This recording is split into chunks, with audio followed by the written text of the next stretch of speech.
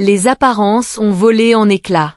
Ce qui se murmurait à voix basse dans les salons feutrés de la diplomatie s'étale désormais au grand jour, sans retour possible. Ceux qui pensaient que la crise entre Alger et Paris avait atteint son point culminant à l'été 2024 se trompaient lourdement.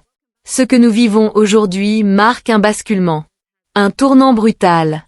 Une rupture assumée. À Alger, il ne s'agit plus d'un simple différend diplomatique ni d'un nouvel épisode de tension cyclique. Ce qui se joue est d'une autre nature. Nous sommes entrés dans une phase de confrontation politique ouverte, où les symboles comptent autant que les actes. Le scénario que la France cherchait à éviter depuis des mois est désormais réalité, et l'Algérie a clairement décidé de reprendre l'initiative. Le cas de l'ambassadeur français en est la démonstration la plus éclatante.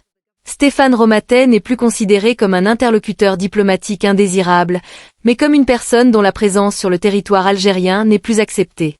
La nuance est capitale. Dans le langage codifié des relations internationales, cette formule ne laisse aucune place à l'interprétation. Elle signifie une seule chose, le départ est exigé, immédiatement. La question centrale n'est donc pas de savoir ce qui s'est passé, mais pourquoi maintenant? Pourquoi ce choix radical, à ce moment précis, et pourquoi une réponse aussi ferme? La réponse ne se trouve pas dans les communiqués officiels, volontairement lissés, mais dans un enchaînement d'événements qui mêlent médias, renseignements et calculs politiques. Tout commence avec un documentaire diffusé sur la chaîne publique France 2. Présenté comme une enquête journalistique, il dépasse très rapidement ce cadre. À travers son angle, ses intervenants et surtout ses accusations, il s'apparente davantage à une opération de mise en cause directe des institutions algériennes. Plus troublant encore, la participation active de l'ambassadeur français à cette production a été perçue à Alger comme une ligne rouge franchie. Un ambassadeur n'est pas un commentateur. Lorsqu'il prend publiquement la parole pour accuser le pays qu'il accueille de manœuvres secrètes, il n'agit plus à titre personnel.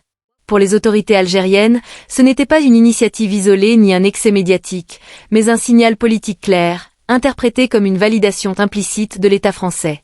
Le contenu du documentaire a aggravé la situation. En donnant la parole à des figures poursuivies par la justice algérienne, en relayant des accusations extrêmement graves contre le président de la République et les services de sécurité, la chaîne publique française a franchi un seuil inédit. Lorsque des allégations de tentatives d'enlèvement ou de liquidation sur le sol français sont diffusées sans preuves judiciaires établies, on ne parle plus d'information, mais de confrontation narrative assumée. À Alger, la réaction ne s'est pas fait attendre. Elle n'a pas pris la forme d'un simple démenti, mais d'un changement de posture. Le principe appliqué est clair, la réciprocité. Lorsque Paris restreint, Alger répond. Lorsque des familles sont empêchées de rendre visite à des détenus, la même règle s'applique de l'autre côté de la Méditerranée. Les passeports diplomatiques ne protègent plus. Les statuts ne garantissent plus d'exception. Le résultat est un blocage quasi total.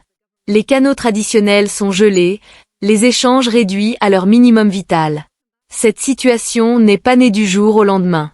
Elle s'inscrit dans une dégradation progressive entamée à l'été 2024, lorsque le soutien affiché de Paris au plan marocain sur le Sahara occidental a été perçu à Alger comme une rupture stratégique majeure. Depuis, les tensions se sont accumulées dans l'ombre, expulsions croisées de personnel consulaire, soupçons d'espionnage, affaires judiciaires sensibles. En avril 2025, 12 diplomates ont été contraints de quitter leur poste de part et d'autre. Un chiffre révélateur d'un démantèlement silencieux des relations diplomatiques. Le documentaire de France 2 a tenté de construire le récit d'une Algérie omniprésente, intrusive, surveillant sa diaspora jusque dans les détails symboliques. Cette narration vise à légitimer, aux yeux de l'opinion française, des mesures de plus en plus dures contre les représentants algériens. Mais cette stratégie a produit l'effet inverse. À Alger, elle a été interprétée comme une campagne coordonnée, et non comme un simple travail médiatique. C'est dans ce climat extrêmement tendu qu'un événement inattendu est venu brouiller les cartes, l'arrivée à Alger de Ségolène Royal. Alors que l'ambassadeur français se prépare à quitter le pays, l'ancienne ministre et candidate à la présidentielle française atterrit dans la capitale algérienne, porteuse d'un discours apaisant, axé sur la coopération économique, la mémoire et le dialogue. Le contraste est saisissant. D'un côté, une diplomatie officielle en rupture. De l'autre, une tentative de réchauffement par des canaux parallèles. Mais la question demeure, peut-on dissocier les intérêts économiques de la souveraineté politique? Pour l'Algérie, la réponse est claire. Les partenariats ne peuvent pas compenser une remise en cause de la dignité nationale.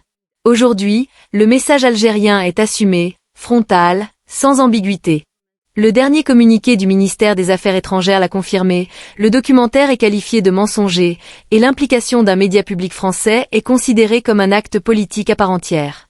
La confiance est profondément entamée, peut-être irrémédiablement. Ce qui se joue dépasse les personnes et les fonctions. Il s'agit d'un rapport de force, d'un choix stratégique, et d'une redéfinition des lignes rouges. L'Algérie affiche désormais une posture de fermeté, fondée sur l'égalité et la réciprocité, loin des concessions du passé. Les prochains jours seront décisifs. Une escalade supplémentaire reste possible, tout comme un réajustement dicté par les réalités économiques et énergétiques. Une chose est certaine, nous ne sommes pas face à une simple crise diplomatique, mais à un moment charnière qui pourrait redessiner durablement les équilibres dans la région. Ce que nous observons n'est pas un feuilleton médiatique, mais une séquence de confrontations politiques réelles.